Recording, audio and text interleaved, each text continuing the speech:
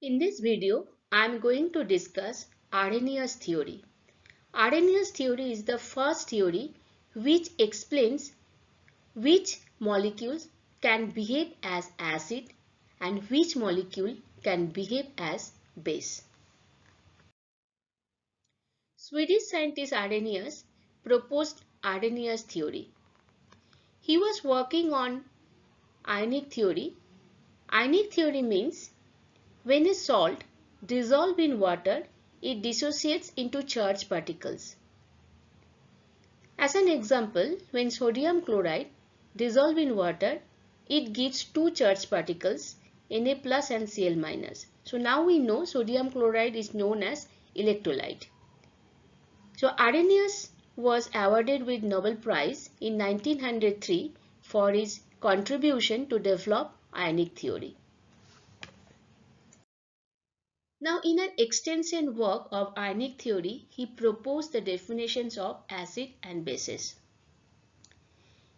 According to him, acid is a substance which produces hydrogen ions in aqueous solution, and base is a substance which produces OH minus ions in aqueous solution. Now let's explain Arrhenius theory in molecular level concept. Hydrochloric acid, sulfuric acid, all these Arrhenius acids shows the acidic property only when it dissolves in water. So that means number of water molecules are more compared to the acid molecules. So here, to understand the molecular level of concept, we have taken 5 water molecules. Now here you can see the yellow one is oxygen and red ones are hydrogen. Now in these 5 water molecules, one molecule of hydrochloric acid is added. So here the blue one is Cl and red one is hydrogen. Now when HCl dissolves in water, it dissociates into H plus and Cl minus ions. Now one molecule of HCl gives one H plus ion and one Cl minus ion. But in aqueous medium, H plus cannot stay independently. It binds with water molecules and it gives H3O plus and Cl minus. So this is the way Arrhenius acid shows the acidic property when it dissolves in water. Now let's explain Arrhenius base in molecular level concept. Now here again we have taken 5 water molecules and added one sodium hydroxide molecule. So when we add sodium hydroxide in water molecules, so one molecule of sodium hydroxide dissociates into Na plus and OH minus ions. So since sodium hydroxide gives OH minus ions in aqueous medium, that's why sodium hydroxide is considered as Arrhenius base. According to Arrhenius theory, acid can behave as monoprotic, diprotic or triprotic. We can explain it using a molecular level concept. This is a sulfuric acid molecule. Sulfur is a central element which is surrounded by 4 oxygen atoms and 2 oxygen atoms are bonded with 2 hydrogen atoms. Now when one molecule of sulfuric acid dissolves in water, it dissociates into water and it gives 2 H3O plus ions and 1 sulfate 2 minus anion. Since sulfuric acid molecule gives 2 H plus ions, that's why it is called diprotic acid. This is another molecule, phosphoric acid. Phosphorus is a central element which is surrounded by 4 oxygen atoms. Now 3 oxygen atoms are surrounded by 3 hydrogen atoms. Now when phosphoric acid dissolves in water, it dissociates into 3 H3O plus ions and 1 phosphate anion.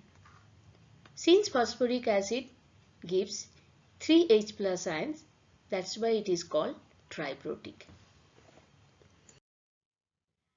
When one molecule H3PO4 dissociates into two H3O plus ions, then it is called diprotic acid.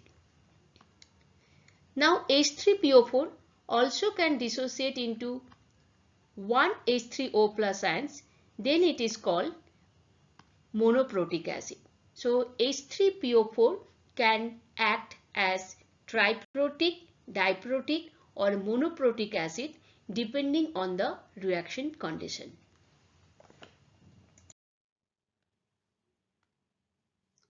We can explain monobasic and dibasic using molecular level concept. One molecule of sodium hydroxide, when it dissolves in water, it dissociates into Na plus and OH minus ions. So it gives only one OH minus ion. That's why it is called monobasic. Now when calcium hydroxide molecule dissociate into water, it gives two OH minus ions. So since one molecule of calcium hydroxide gives two OH minus ions, means it is dibasic. Now using Arrhenius theory, we also can distinguish acid as a strong acid and weak acid, similarly as a strong base and a weak base.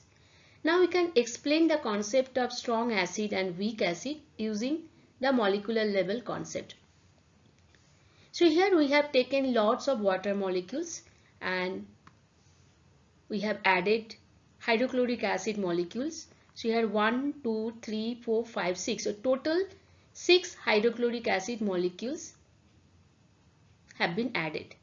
So now when it dissociates, 6 hydrochloric acid molecules completely dissociates into 6 H3O plus ions and 6 Cl minus ions.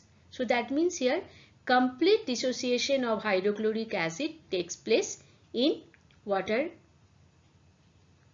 medium. So complete dissociation of hydrochloric acid means hydrochloric acid behave as a strong acid.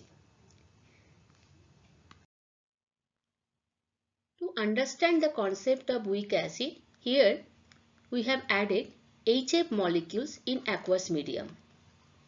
Here 6 HF molecules have added in aqueous medium, and let's see how these molecules going to be dissociated.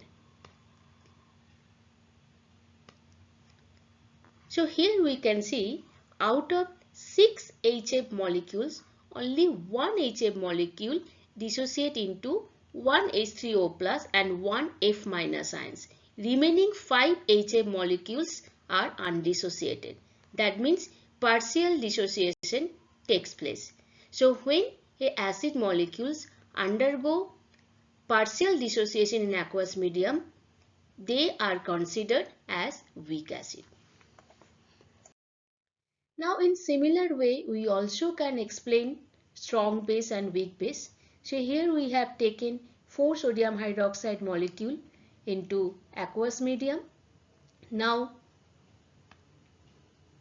here you can see 4 sodium hydroxide molecule is completely dissociated into 4 Na plus ions and 4 OH minus ions. So that means here complete dissociation takes place. That means sodium hydroxide is a strong base. Now to understand the weak base, again we have added ammonium hydroxide molecule in aqueous medium. So here also we have taken 1, 2, 3, 4, 5. 5 ammonium hydroxide molecules. Now when it dissolves in water, it dissociates only 2 OH minus ions and 2 ammonium plus ions. Remaining 3 ammonium hydroxide molecules are undissociated.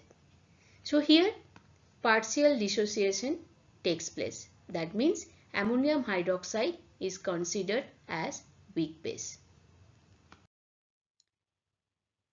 There are few limitations of Arrhenius theory. According to Arrhenius theory, the molecule should dissolve in aqueous medium and they should release H plus ions or H minus ions.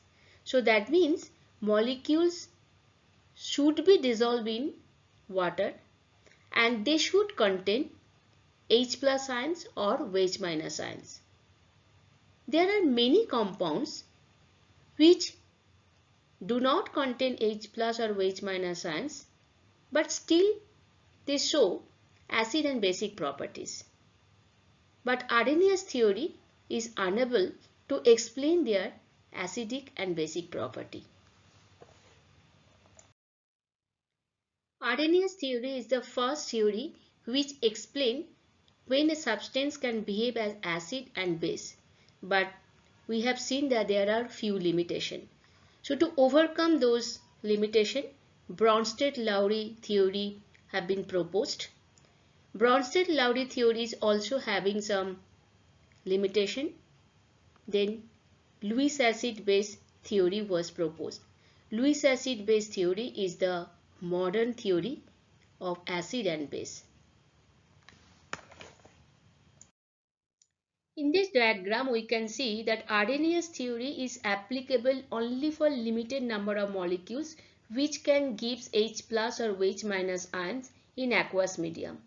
Now, Bronsted theory is broader than Arrhenius theory, but Bronsted theory is also having some drawbacks.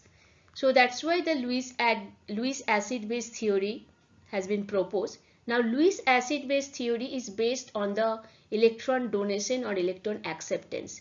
So that's why now this theory is applicable to all kind of molecules. It doesn't matter whether it contains H plus ions or H minus ions. So that's why Lewis acid-base theory is the modern theory to explain that which substance can behave as acid or base. So if you find this video is useful for your study, then subscribe my channel Chemistry Affinity and share it with your friends. If you have any chemistry related queries, you can contact me to this email ID chemistry.affinity@gmail.com. Thank you for watching this video.